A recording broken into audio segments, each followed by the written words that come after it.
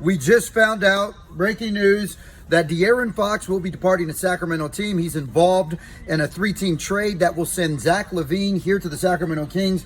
Matt George, this is something you have been all over this morning and the last several hours. Now that it's come to fruition, what is your reaction? This week has been exhausting, so it's fitting that this happens on a Sunday. Look, there were a lot of moving parts to this trade, a lot of the Kings trying to get involved. The reality is, even with the Kings trading the biggest name in the deal, Sacramento was still trying to work to be as competitive as possible. That's why they targeted someone like Zach Lavine. And Kevin, I'm being told the Sacramento Kings are not done. There's nothing else in place as of right now, but the Kings are getting assets in this trade that they're going to look to continue to make some moves before the February 6th deadline. The Kings are still in win now mode. They're still going for it, and they know that replacing De'Aaron Fox with Zach Lavine is not good enough.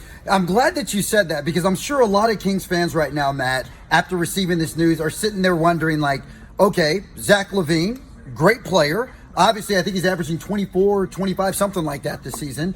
Really good player, but does that address the needs that the Kings need, like length, size, and all of those other things? And while Zach Lavine is great, he doesn't check the boxes of length, size, being a rim protector, and all the other things that the Kings need in order to make a deep run in a very talented Western Conference. So the fact that the Kings are still active, still looking, keep in mind the trade deadline doesn't end until the 6th, which I believe is Thursday. So there still is time left for the Kings to get needs and acquire all of that other stuff. But I guess overall, just this trade right now, the way that it is right here, if you had to give it a letter grade, Matt, what would you give it?